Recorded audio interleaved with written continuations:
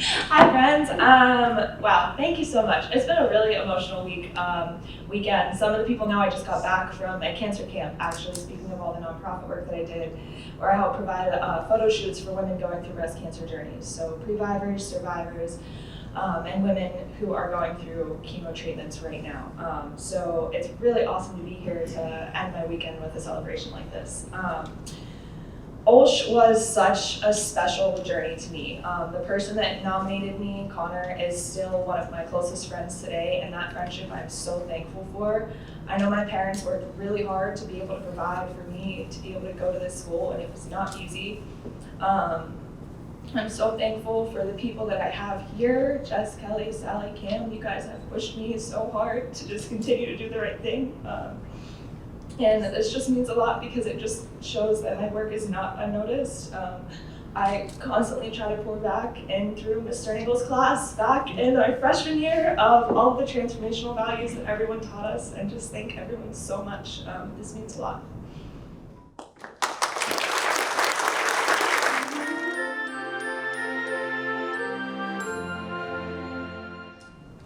Thank you for that introduction applause, and definitely surprised by my daughters in that video. Now I'm going to do my best to try to make this quick because they got a homecoming dance tonight that they need to get home and get ready for. But they know that I'm being given the opportunity to talk, and they hate that. Years ago, they told me they no longer wanted me to take them trick-or-treating, because whenever I found somebody, I would talk to them, and 20 minutes later, I would be done talking, and I prevented them from getting more candy. I'm sure that if given the opportunity, they would have liked my dad to take them, because my dad was a foodie before foodie was even known. What he would do is he would find the house that gave us the full-size candy bar, and then he would design the route for the rest of the way in the final 2 hours to have us go back and go to that house 3 to 5 times so we could get that full-size candy bar. This included, me and my brother Victor switching masks, going up without a mask. And if cousin Mike was involved, Mike's mask got rotated around. And my dad just kept going back. And he was even like that even whenever we went on vacation. He had this philosophy that if there was a lot of truckers in a parking lot, that was a restaurant you wanted to go eat at because truckers know where the good cheap food is. And he would look for those places along the way, and he would already know where we're going to stop. And as we approached the restaurant, if the restaurant didn't have the truck drivers or had a different name, he would pass it and go to plan B.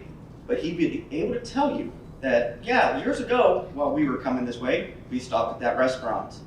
This is what I had. This is what I was planning to eat this time, but now I can't. Now, as much as I enjoy sharing memories of my dad, I do have to share memories of OLSH because we all have them. It could be a class, an event, a teacher, or meeting those friends for the first time.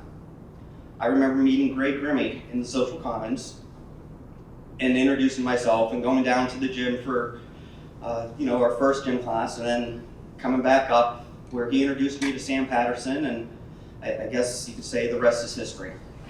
Because it was meeting those two that pretty much from the time we've graduated, we've been in contact with each other just about every month. From the times that we started playing just recreational street hockey behind the AAC to going on to deck hockey teams, that's just something that we've always done. And it was because of Sam and Greg that I was introduced to Dave Pendle. Now, Dave graduated many years before us, but Dave eventually, playing street hockey with us, asked me to start playing street hockey and deck hockey on some of his teams. And it's because of OLSH that I wound up really getting into street hockey. I'm playing competitive street hockey today. This past year I played in the National Ball Hockey League.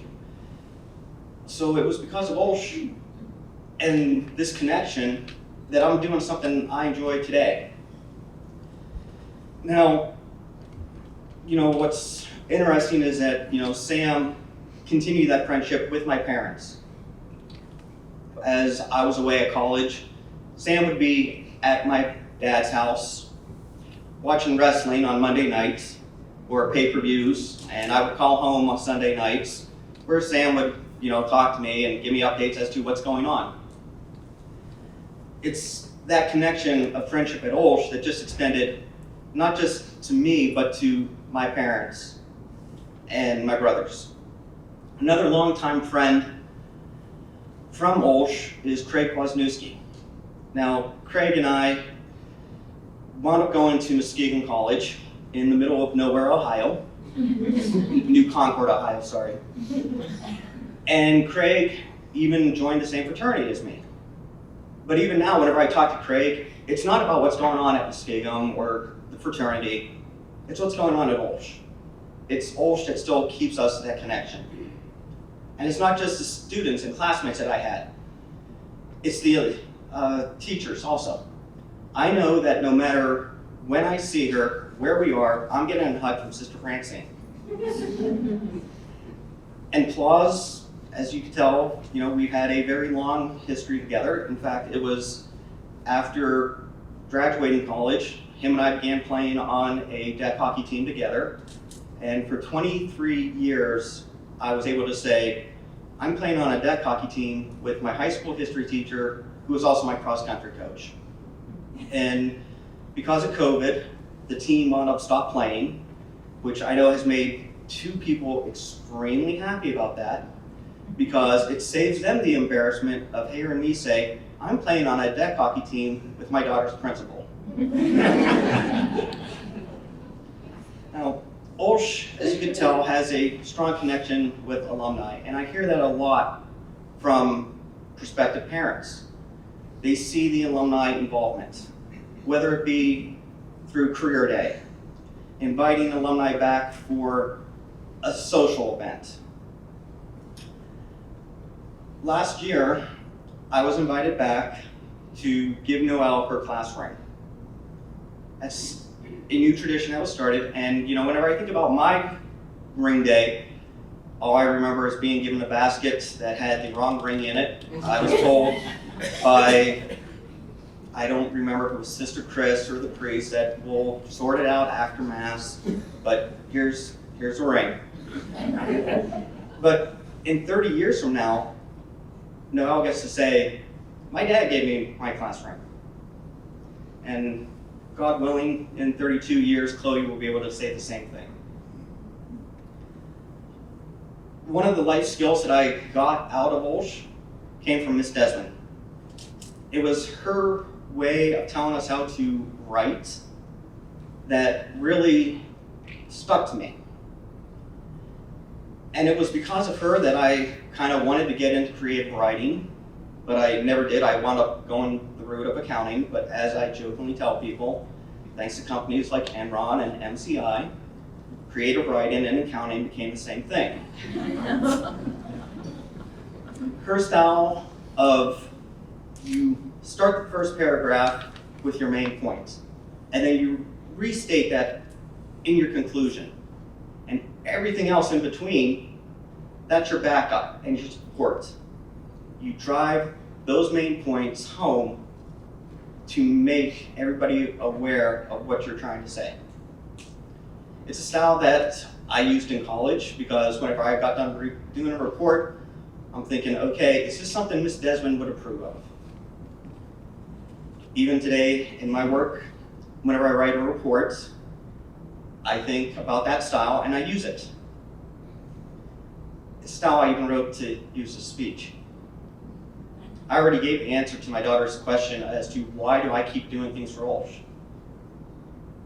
It was back in the beginning, but Noelle, Chloe, the reason I do, there was a man I grew up with who showed me that whether it be a candy bar, a restaurant that gave you good cheap food, or in my case, memories, friendship, and life skills, you always go back to the place that gave you the best things.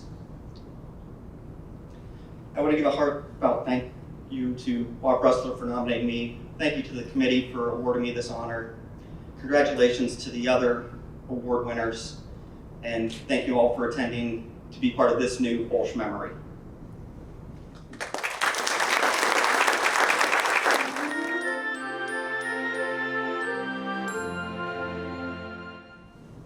Well, thank you very much. That was such a beautiful video. I know my wife wanted to be here today, but I think she kind of forced my kids to say that I was actually, I saw like a little nudge. But honestly, it is a great honor to receive the Christian Leadership Award here today.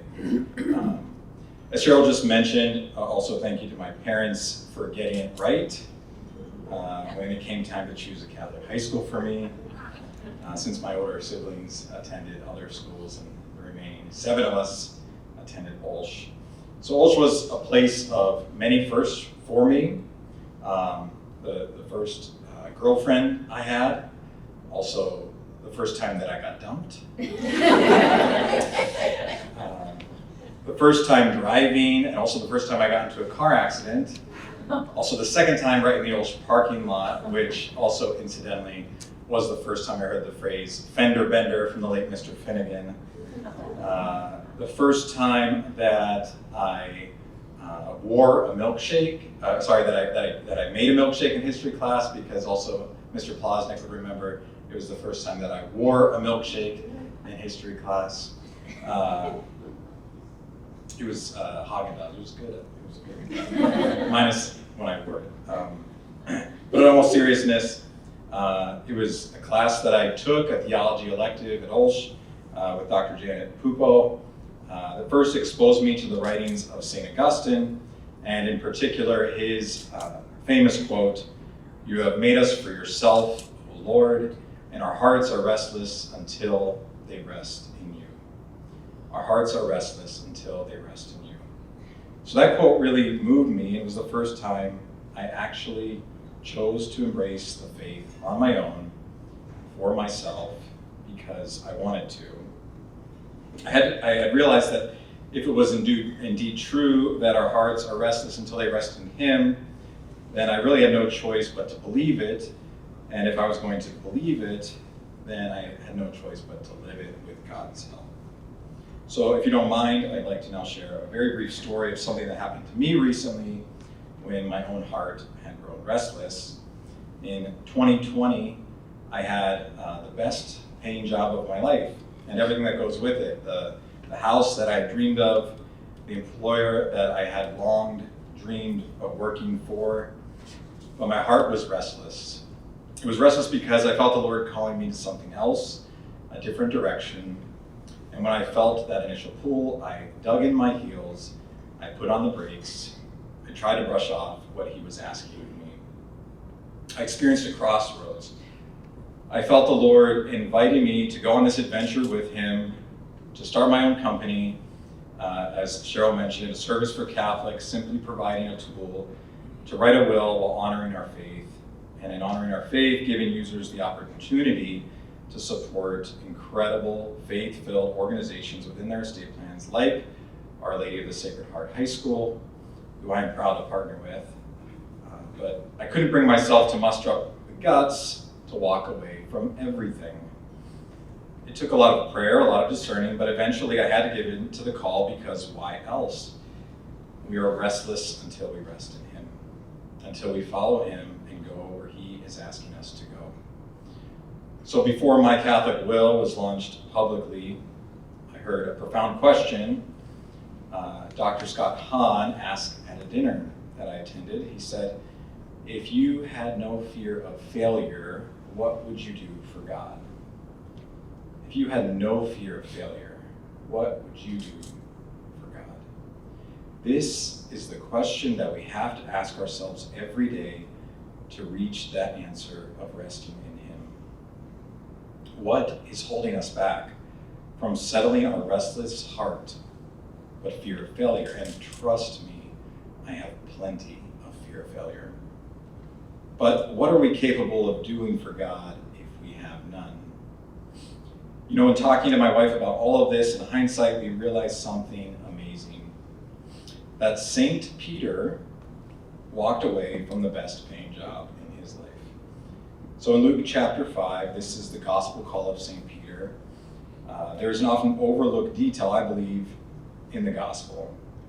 So you know the story well. When the soon-to-be disciple lowered his net at the request of our Lord, he had captured so many fish that his net was breaking, so much so that he had to call out to the fishermen in the nearby boat, and they brought over a second boat, and they filled both boats so much so that both boats began to sink. But then something amazing happened.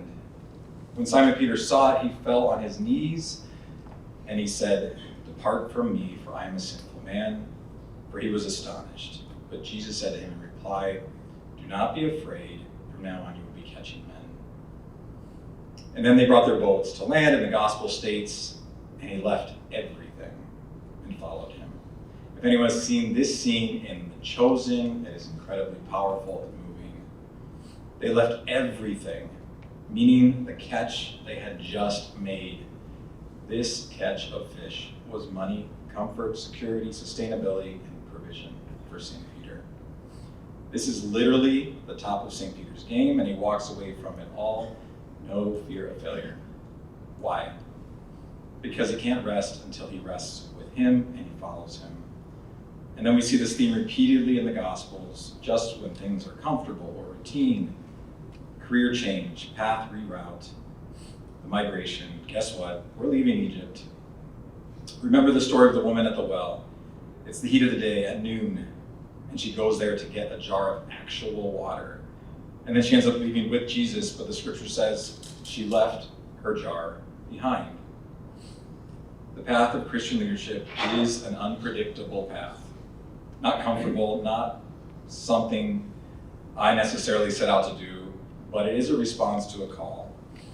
It is humbling to be given this award for Christian leadership because I never really set out to be a leader. I just knew I had to rest in him to answer that call, and at its core, it's the same call on all of our hearts because God created us all with that same desire. That our hearts are restless, that they will always be restless until they rest in him. In closing, I leave you with that question from earlier, which has deeply impacted me. If you had no fear of failure, what would you do for God? Thank you very much.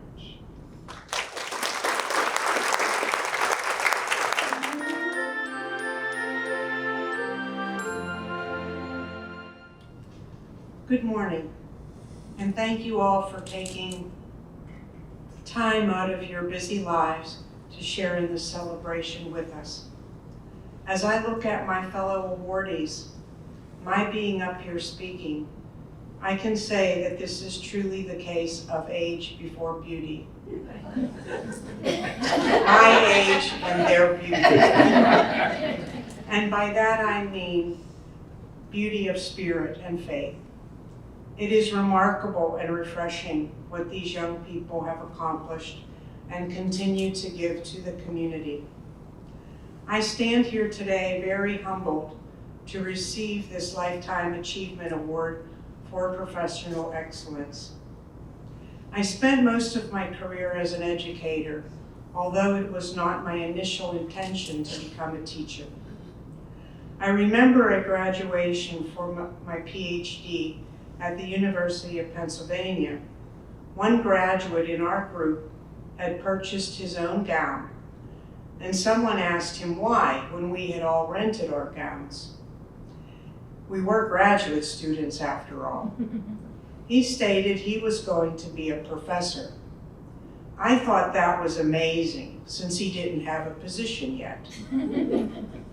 My goal was to work in industry, doing research in the environmental field, which I did in my early career.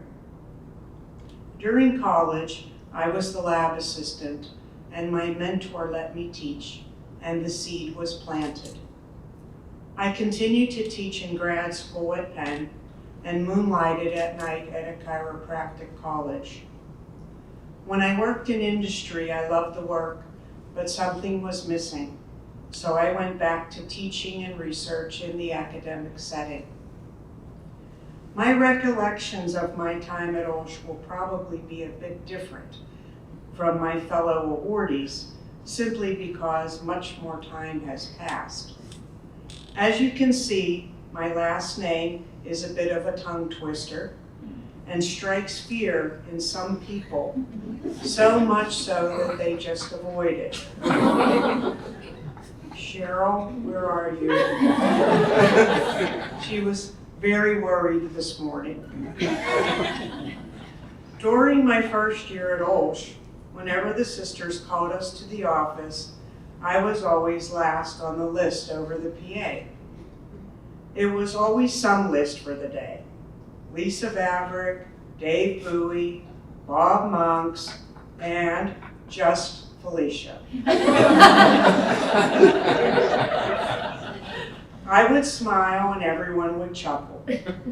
I knew the next year my cousin would be at OLSH, and he went by Tony at school.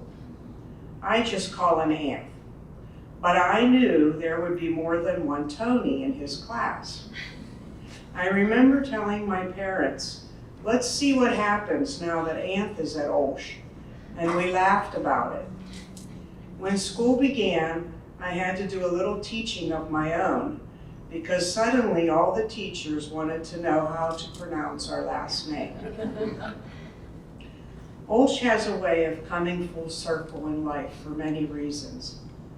Early in my career, before I went to Carlow University, I was teaching middle school astronomy and had a very bright student who would ask me challenging questions after class.